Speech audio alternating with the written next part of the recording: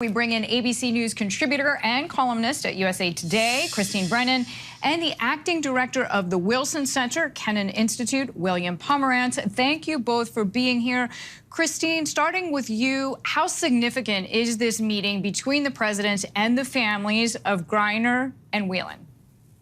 Deirdre, it's another step in what we have seen in terms of the public campaign to try to free Brittney Griner and, of course, Paul Whelan. This has been moving along, as Martha said, since February when, of course, Brittney Griner was arrested in a Moscow airport. And the fact that we're talking it's still 7 months is extraordinary. Brittney Griner was sentenced to 9 years in prison about 6 weeks ago, and we haven't heard much since then. And so this allows the story to come back and be in the headlines as it is, as we're talking about it now. And it allows everyone to remember, because everyone seems to have short attention spans these days, and just brings it to the forefront. And hopefully, if it's just domestic, which of course we're talking about it in the U.S., hopefully, again, it can put some pressure on Russia, although I don't think there's much hope that anything's going to happen anytime soon. But it's part of a campaign that is begun by Brittney Griner's family, by the WNBA players who've been so good on social issues and looking out for their teammate and their colleague, to continue to keep her name in the headlines, which is a big part of this story. William, picking up on one of the points that Christine just made, the administration offering to exchange both Griner and Whelan for convicted Russian arms dealer Viktor Bout.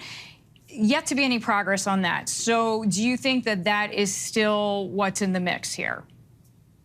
Well, I think from the United States, that's in the mix. I think from the Russian Federation, I don't think that they will make a deal where they send 2 Americans for 1 Russian. So I think that there is a need for another Russian somewhere in the mix of this dialogue if there's going to be a successful prisoner swap. The Russians have proposed other names, some who are outside U.S. jurisdiction.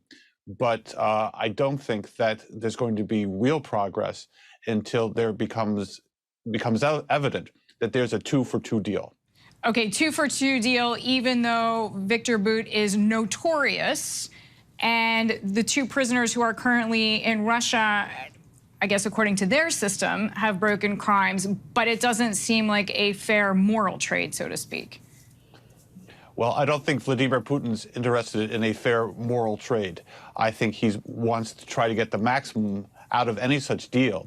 And obviously, there's a lot on Vladimir Putin's plate right now, so that he is not focused on the case of Brittney Griner and Paul Whelan, unlike President Biden.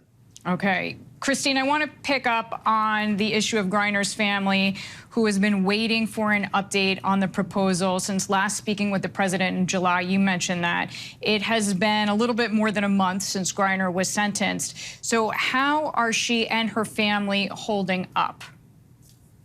Word is that they are coping. Of course, what else can you do, right?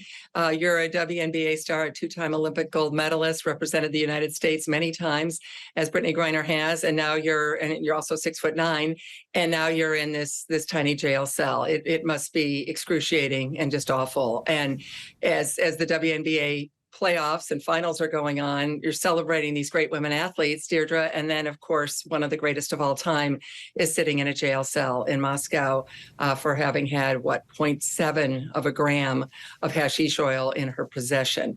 So it's tough. There's no doubt it's tough. But I think that Brittney Griner knows, from the WNBA players, from them wearing her number, all of the signs of support, that she knows that people care and have not forgotten her, obviously. And this just accentuates that. When you're meeting with the President of the United States, it's such a symbolic moment, and that's a positive. Of course, Putin knows that he's got something of value. And in fact, the value goes up every time we talk about Brittney Griner. But obviously, that is a decision the Biden administration has made and her family has made to keep her name in the news, even as obviously she becomes quite a prize for Putin in his, demented brain about an American, a Black woman, happens to be a gay woman, obviously a 2-time Olympic gold medalist. Throw that in the mix, and Putin's probably loving the fact that he's got her and can now have these demands to the U.S. government in a way that maybe it wouldn't have happened in February or March.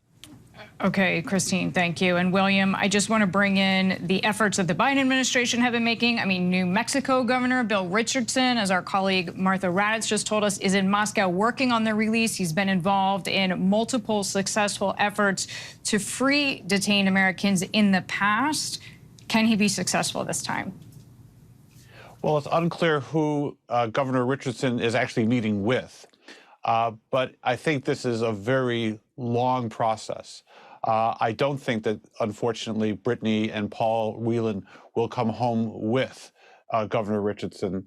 I think that the political climate between Russia and the United States is so poisonous that I don't think a deal really is in the mix right now.